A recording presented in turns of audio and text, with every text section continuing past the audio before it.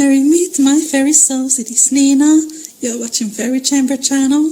In Finnish folklore and in Finnish mythology we have a concept called Väki, and it literally means the life force. So it is the same as in Hindu cosmology and spirituality there's the concept of mana, or in Chinese mythology there's the Shi, or in Star Wars there's the Force. Väki is the essence of life, the energy, the chi that flows in every single living being, from plants to animals to humans. So when you are practicing witchcraft or doing shamanic spells in Finnish context, you are actually working with Väki. You are changing the energy of the Väki. You are connecting to the Väki. And there's all kinds of Väki, and animals, they have their own Väki. The trees, they have their own Väki. The plants have their own Väki. People, man and woman, they all have their own Väki. Children have their own Väki. Different gods and goddesses, they embody some Väki because they are manifestations of nature. In Finnish cosmology and in mythology there is this very strong belief for the four different elements: fire, earth, water and air, and they all possess their own Väki. So there is the Väki of the fire, Tulen Väki, then there's Väki of the earth, Maan Väki, Väki of the air, Ilman Väki, then there's Väki of the water, Veden Väki. From these elements, Väki of the water is considered to be the most powerful because water has such healing powers, and it was extremely important for the people in the past. The Väki that different animals possessed, that was connected to the element which the animal was connected. So for example, Väki of the bear is connected to the Väki of the forest, or Väki of the earth, because bear lives in the forest.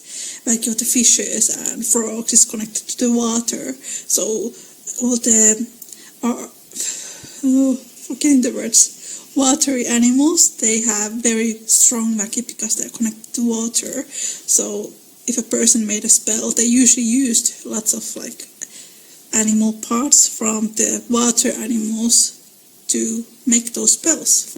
Then in Finnish folklore, Väki of the woman, that is extremely powerful. This explains why in Finnish folk tales and in mythology there are lots of very kick-ass female characters and female goddesses. If we compare the Viking era in Finland to the Viking era in other parts of Scandinavia, then even there you can see this strong position of woman, because when a man wanted to ask a woman's hand to marry, they asked the permission of the mother. And whereas if you think about Vikings in Norway, for example, even though there are lots of kick-ass female goddesses in Norse mythology as well, and very strong role of women, and women had very strong role in the society there as well, but people basically asked the hand of marriage from the father, because father was the head of the household. But then in Finland, if the father died, the oldest son did not become the head of the house. The mother became the head of the house. The widow became head of the house. And it is quite interesting because in Finland, if a woman, the older she became and the more, when the woman became a mother, she got more respect from the society. Then when she became a grandmother, she got even more respect from the society. This is not necessarily the case in modern day Finland, but that was the thing of the past.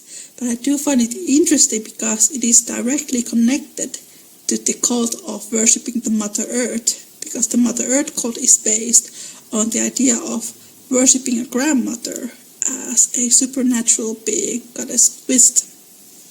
Väki is a very broad term, and you can find it in everything. Certain animals possessed very strong Väki. For example, the white deer, it had a very strong Väki that was directly connected to the forest and the powers of the forest.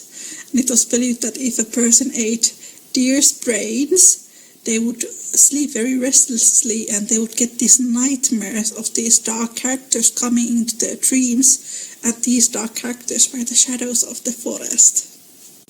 Even such small animals like the spider had their own Väki, and ants had their own Väki, bees and butterflies had their own Väki. So it's a very deeply rooted idea within Finnish mythology. Thank you so much for watching, guys. I hope you enjoyed this video. I will see you very soon. Take care and moi moi!